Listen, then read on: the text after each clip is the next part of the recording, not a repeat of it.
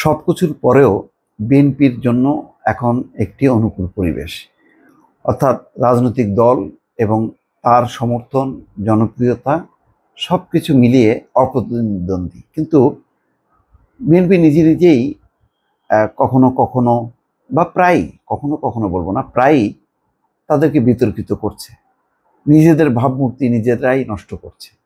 অথচ এটা কোনোভাবেই কাম্য না। সারা দেশেই নানা গ্রুপিং চলছে, হট্টগোল চলছে এবং কখনো কখনো উৎকটভাবে সেটা সামনে আসছে, যেটা গণমাধ্যমে ঠাঁই পাচ্ছে এবং তাতে কিন্তু বিএনপির নিয়ে প্রশ্ন উঠছে যে তাহলে বিএনপি যে রাজনীতি করে সেটা কি পতিত যে স্বৈরাচার শেখ হাসিনার দল আওয়ামী লীগের মতনই, নাকি ভিন্ন কিছু?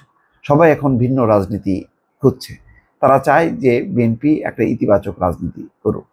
এরকমই যখন নাকি প্রত্যাশা অনেকেরই, তখন ওই যে বললাম কিছু কিছু ঘটনা, যেমন চাঁপাইনবাবগঞ্জে একটি ঘটনা ঘটেছে। সেখানে বিএনপির সমাবেশে হট্টগোল, পাশে ককটেল বিস্ফোরণ, নিত্যপণ্যের মূল্য সহনীয় রাখা সহ বিভিন্ন দাবিতে চাঁপাইনবাবগঞ্জের সমাবেশে হট্টগোল, চেয়ার ছড়াছড়ি ঘটনা ঘটেছে।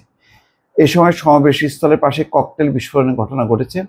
এতে প্রায় 15 মিনিট সমাবেশ বন্ধ ছিল।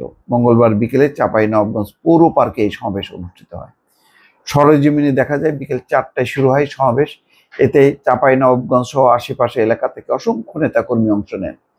সমাবেশ চলাকালে বিকেল 5টা 25 মিনিটের দিকে মঞ্চে উপজেলা পর্যায়ের এক নেতার বক্তব্য দেয়া নিয়ে জেলা বিএনপির সিনিয়র যুগ্ম আহ্বায়ক রফিকুল ইসলাম ও সদস্য সচিব রফিকুল ইসলামের মধ্যে বাকবিতণ্ডা শুরু হয়। এ সময় উভয় পক্ষের সমর্থকরা মাঠেও উত্তেজিত হয়ে পড়েন, একে অপরের দিকে চেয়ার ছুঁড়ে মারেন এবং ভাঙচুর করেন। এই সময় সমাবেশ স্থল থেকে নেতাকর্মীরা দিক বিদিক ছুটোছুটি করতে থাকেন। দু একজনের হাতে দেশীয় অস্ত্রও দেখা যায়। মঞ্চের নেতারা বিশৃঙ্খলাকারী নেতাকর্মীদের বারবার শান্ত করার চেষ্টা করেও ব্যর্থ হন। প্রায় 15 মিনিটের জন্য সমাবেশের কার্যক্রম বন্ধ ছিল। ঘটনা বিষয়ে জেলা বিএনপির সদস্য সচিব রফিকুল ইসলাম বলেন, প্রধান অতিথির বক্তব্যের আগে শিবগঞ্জের একজন বিতর্কিত নেতা সন্ত্রাসী হিসেবে অভিযুক্ত আশরাফুল ইসলামকে বক্তব্য দিতে সুযোগ দেওয়ার জন্য চাপ দিতে থাকেন জেলা বিএনপির সিনিয়র যুগ্ম আহ্বায়ক রফিকুল ইসলামকে। এটি ছিল সবার নিয়ম নীতির বাইরে। এটি ছিল একটু আগেই তিনি বক্তব্য দিয়েছেন।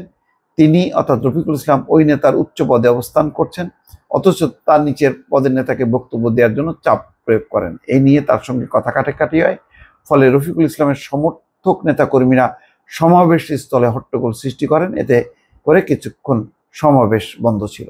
যাই হোক, এই যে ঘটনাগুলো, এইগুলি তো দরকার ছিল না। এই বিশৃঙ্খলা কেন? এখন অনেকগুলো চ্যালেঞ্জ, অনুকূল পরিবেশ থাকার পরেও আস্তে আস্তে কিন্তু চ্যালেঞ্জটা বাড়ছে বিএনপির জন্য। সুতরাং এখন ঐক্যবদ্ধ থাকা, নিজেদের সংহতিটা প্রকাশ করা এবং ঐক্যবদ্ধ শক্তির মধ্য দিয়ে অন্য পক্ষকে জানান দেয়া যে বিএনপি একটি বড় রাজনৈতিক দল। সুতরাং নির্বাচন যদি হয়, বিএনপিকে ঠেকানোর আর কোনো শক্তি নেই। এরকম একটি পরিবেশ তৈরি করাটাই তো বিএনপির এই মুহূর্তের দায়িত্ব।